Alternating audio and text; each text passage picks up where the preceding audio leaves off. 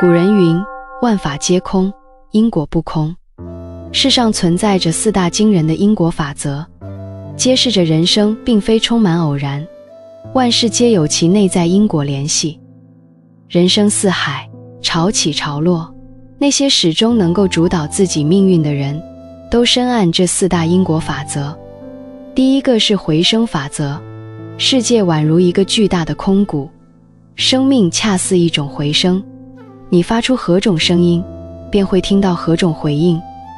向世界表達善意，自然能收穫善果，而表達惡意，則必然會招致惡果。《左傳》中記載過這樣一則故事：春秋時期，晉國大夫魏柯的父親臨終前，起初要求將自己的愛妾祖姬放歸自由，任其改嫁。然而病危之際神志不清，又改口讓祖姬殉葬。父親去世後，魏柯於心不忍，依舊讓祖姬改嫁他人。後來在戰場上，魏柯與秦國大將杜回廝殺，危難時刻，一位老人用繩套絆倒杜回，魏柯趁機將其俘獲，大獲全勝。後來才知曉，這位老人正是祖姬的父親。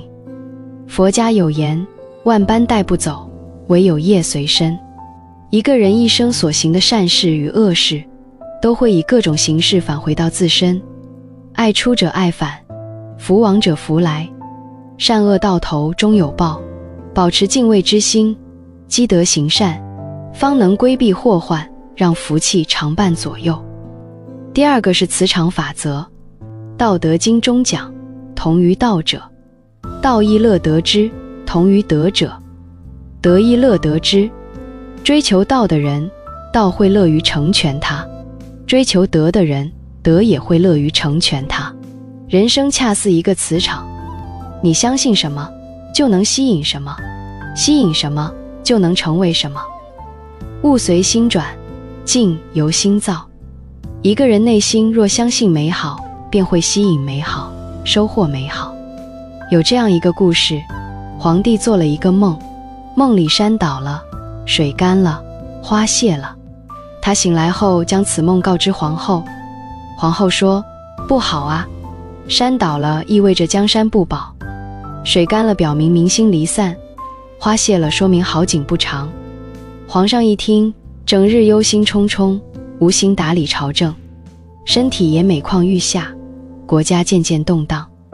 後來大臣得知此事，對皇帝說：皇上，這個夢乃是吉兆啊，山倒了，天下便太平；水乾了，真龍得以現身；花謝了，果實即將成熟。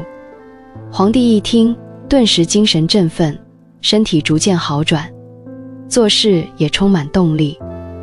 很快，國家便恢復了安定。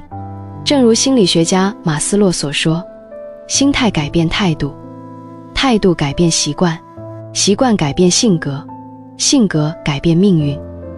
古人亦云：人為天地之心，萬事萬物皆是人內心的投射，你相信什麼，就能擁有什麼。第三個是沉船法則，一個人的福德好比船隻，財富則是船上承載的物品。一旦船上的物品超過船的載重，船便會慢慢沉沒。德不配位，必有災殃。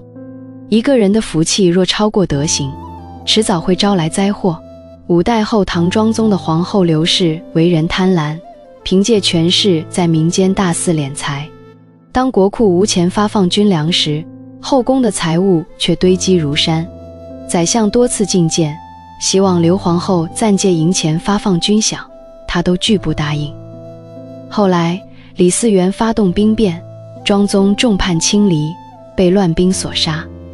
劉皇後帶着財物逃到寺廟削髮為尼，最終仍難逃一死。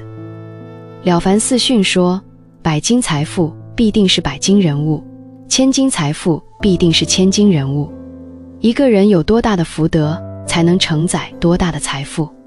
人有德必有福，人無德必有災，不必奢求過多，修好自身品德，便是一個人最大的福分。第四個是天平法則，人生猶如一架天平，左邊是付出，右邊是收穫，1分付出，1分收穫，10分付出，10分收穫。無論想要獲得什麼，都需付出對等的努力。沒有人能隨隨便便成功，所有光鮮亮麗的背後，都隱藏着無數的艱辛與苦熬。元代的《琵琶記》家喻戶曉，但其背後的故事卻鮮為人知。作者高明在自家小樓裡潛心創作了3年，一邊寫曲，一邊用手在桌上打拍子。3年過去，《琵琶記》完成，桌上的拍痕足有1寸多深，樓板更是被拍穿，其中的艱辛難以言表。後來，明太祖朱元璋見到《琵琶記》，讚嘆不已，對高明極為欣賞，屢次徵召他。高明也因此名聲大噪，成為一代傳奇。胡適曾說，今日之失敗，都是因為過去的不努力，今日之努力，必定有將來的大收成。一個人只有沉下心來做事，持之以恆，才能終有所成。不要幻想不勞而獲，不要總是坐等坐享其成。天上不會掉餡餅，人生沒有僥倖，踏踏實實付出，才能有所收穫。好，今天的內容就分享到這裡，點讚關注逸軒，我們下期見。